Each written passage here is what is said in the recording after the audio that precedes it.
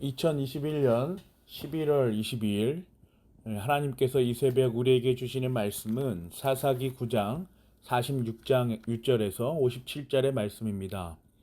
오늘 본문을 끝으로 사사 기드온의 역사적 사건은 성경에서 기록을 멈춥니다.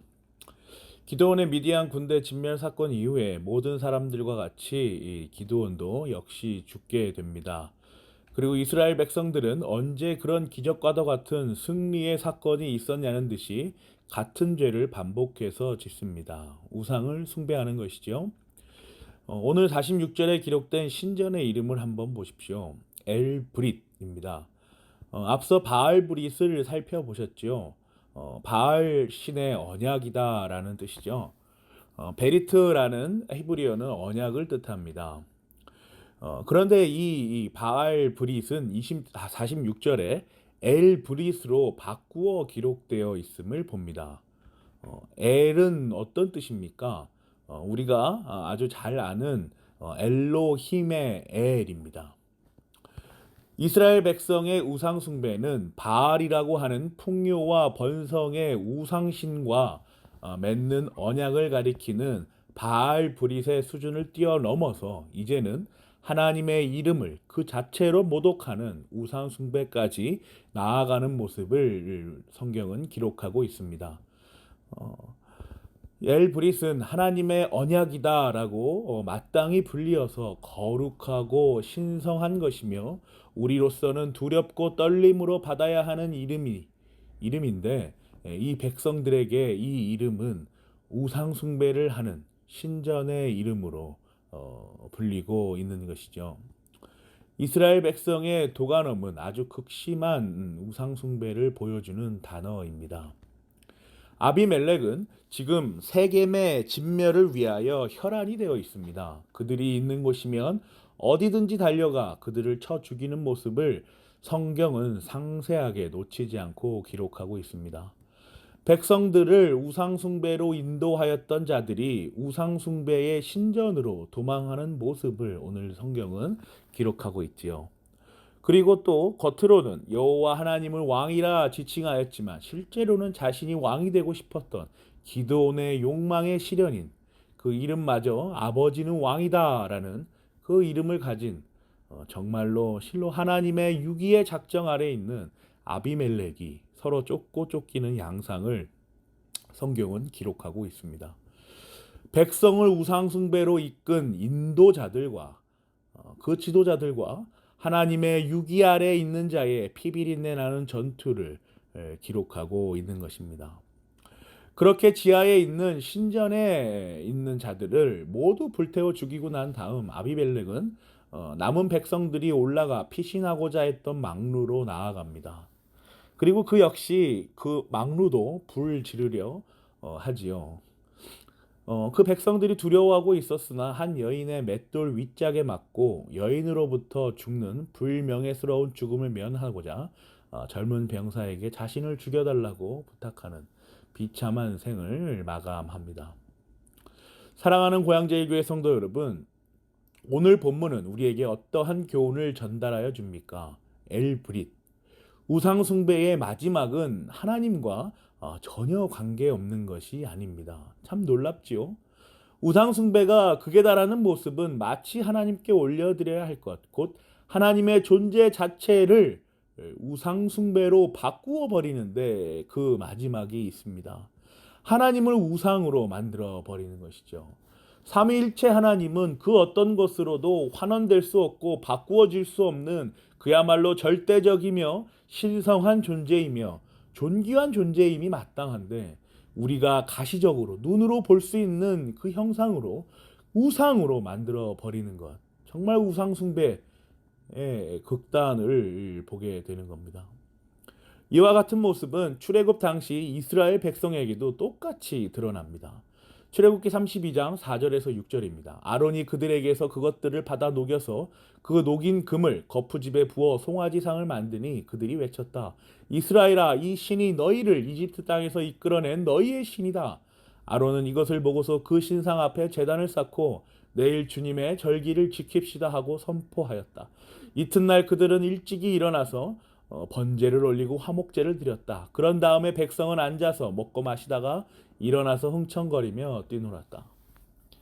아론과 이스라엘 백성들은 그들이 만든 금송아지를 가리켜 이 신이 너희를 이집트 땅에서 이끌어낸 너희의 신이다라고 경배하게 합니다. 그렇게 또 경배하지요.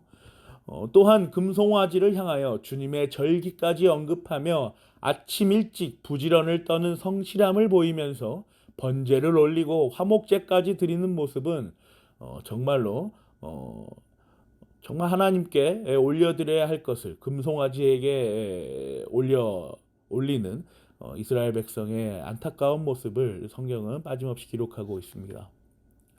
어떻습니까, 여러분? 우리의 예배와 우리가 예배하는 삼위일체 하나님의 모습은 어떠합니까?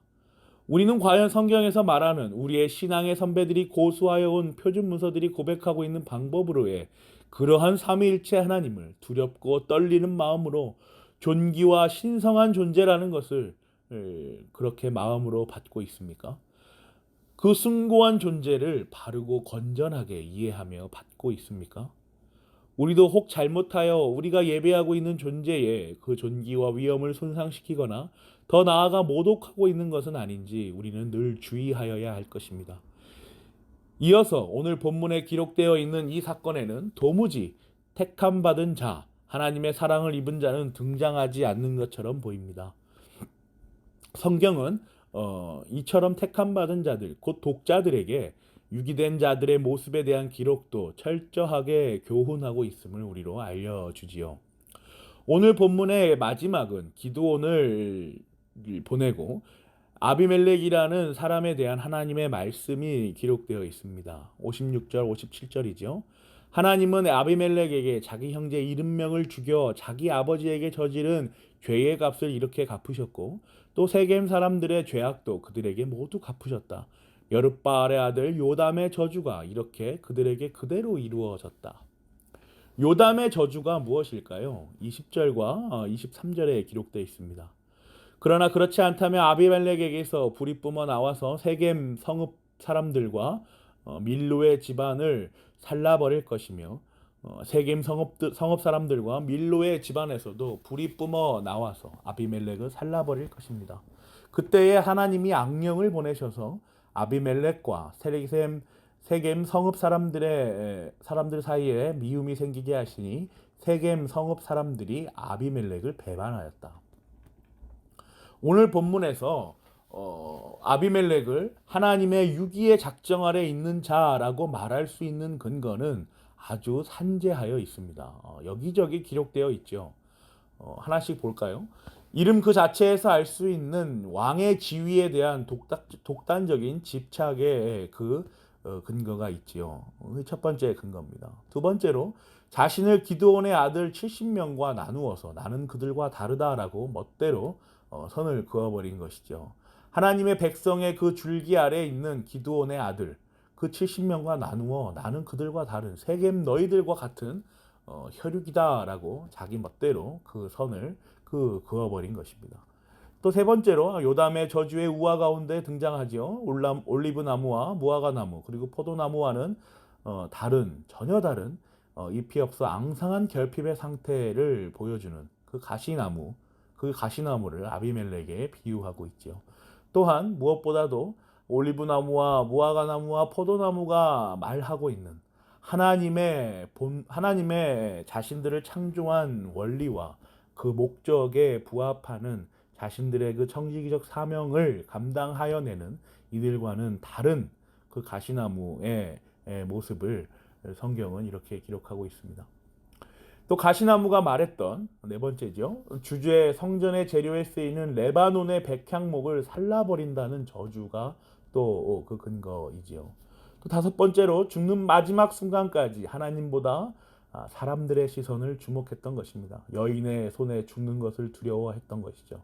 그렇게 불명예스러워한 것을 끝까지 마지막 순간까지 하나님보다 사람들의 시선을 주목했다라는 것입니다. 또 마지막으로 무엇보다 하나님께서 유기의 작정을 이루시기 위하여 악령을 보내셨다라는 것입니다.